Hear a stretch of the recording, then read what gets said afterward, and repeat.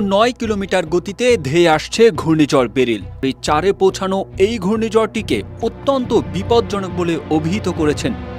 ঘূর্ণিঝড়টি ক্যারিবীয় দ্বীপে ভয়াবহ তাণ্ডব চালাতে পারে। এদিকে লঘুচাপ ও মৌসুমী বায়ুর প্রভাবে বাংলাদেশের মেঘের ঘনঘটা সাগর উত্তাল থাকায় 4 সমুদ্র বন্দরকে 3 নম্বর সতর্কতা সংকেত দেখাতে বলা হয়েছে। রবিবার থেকে পরবর্তী 72 ঘন্টা ভারী বৃষ্টির সতর্কতা জানিয়েছে আবহাওয়া অধিদপ্তর। তারই প্রভাবে ঢাকা সহ দেশের বিভিন্ন অঞ্চলে ভারী থেকে অতি ভারী বৃষ্টি হচ্ছে। আবহাওয়া অধিদপ্তর জানায়, পশ্চিমবঙ্গ ও পার্শ্ববর্তী এলাকায় অবস্থানরত লঘুচাপটি মৌসুমী অক্ষের সঙ্গে মিলিত হয়েছে। মৌসুমী বায়ুর অক্ষ উত্তরপ্রদেশ, বিহার, পশ্চিমবঙ্গ ও বাংলায় আসাম পর্যন্ত বিস্তৃত হয়েছে।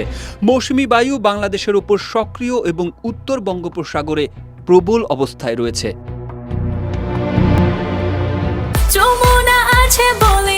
যমুনা রেফ্রিজারেটর, খাবার ফ্রেশ তো লাইফ জম্পেশ।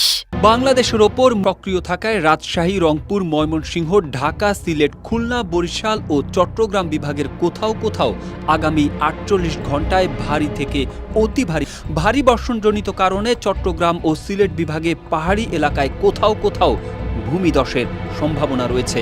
আর সোমবার সন্ধ্যা পর্যন্ত দেশের নদীবন্দরগুলোর জন্য দেওয়া সতর্কবার্তায় বলা হয়, রংপুর, দিনাজপুর, রাজশাহী, পাবনা, বগুড়া, টাঙ্গাইল, ঢাকা, ফরিদপুর, খুলনা, বরিশাল, পটুয়াখালী, কুমিল্লা, চট্টগ্রাম, কক্সবাজার, ময়মনসিংহ এবং সিলেট অঞ্চলগুলোর দক্ষিণ বা দক্ষিণ পূর্ব দিক থেকে ঘন্টায় 45 থেকে 60 কিলোমিটার বেগে অস্থায়ীভাবে দমকা বা ঝোড়ো হাওয়া সহ বৃষ্টি বা বজ্রবৃষ্টি হতে পারে।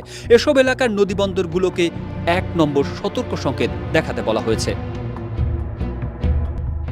এদিকে এক বুলেটিনে আবহাওয়া দপ্তর বলেছে, সারা দেশে বৃষ্টিপাত অব্যাহত রয়েছে। এ পরিস্থিতি আরও কয়েকদিন অব্যাহত থাকতে পারে।